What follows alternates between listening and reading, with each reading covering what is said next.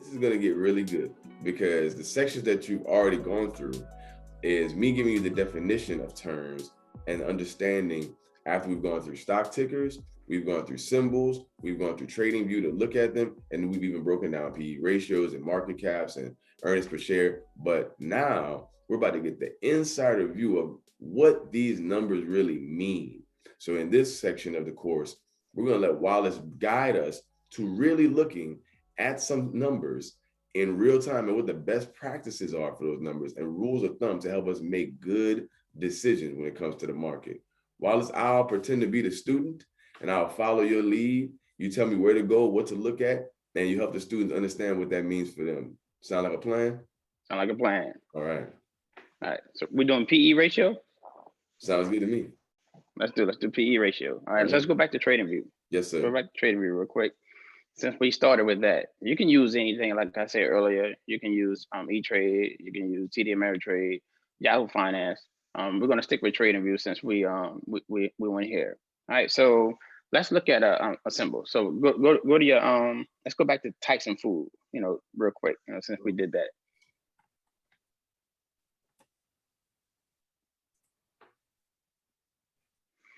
All right.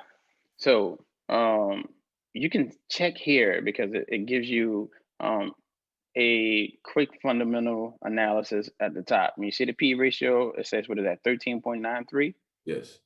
That's what it says. All right, the screen kind of hides it. But if you scroll down a little bit more, scroll down and you'll see the technicals here. Here we go. All right, there we go. Go up, there you go. All right, so you see the financials, valuation, right? And if you look further down, you see price per earnings ratio, 13.9322. I mean 9332. You see it right there. Yep. All right. So earnings per ratio, that PE ratio is called price to earnings ratio. And what that is, that tells you how cheap or how expensive the stock is according to its peers. So you want to look at certain numbers. A good number could be 20, it could be 25. A bad number could be well, not bad number. Let's say expensive number can be 25 to 30 to 40. There are some stocks that have 100, 200, 400 price per earnings.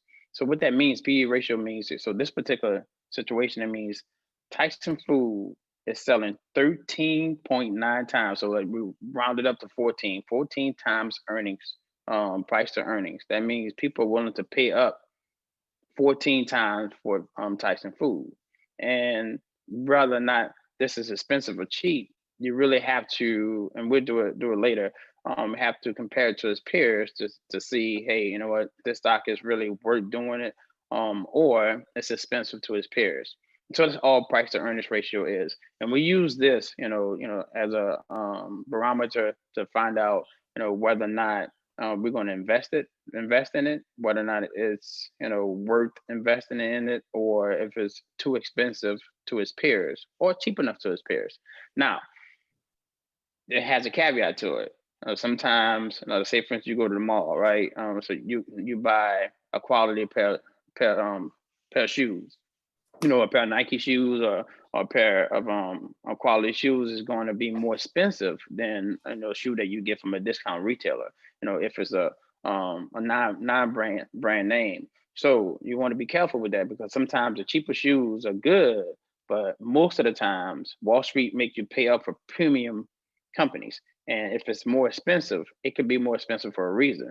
It has a good CEO, it has a better balance sheet. It has a better business plan. It has a better type of whatever way that is gonna perform throughout the year. So sometimes it's best to bet and bet on the most expensive stock because it's the best of breed. That's what we call it, best of breed.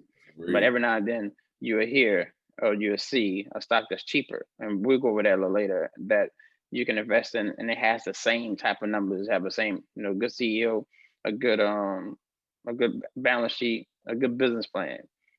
This is an example that I use. Let's say college football, right?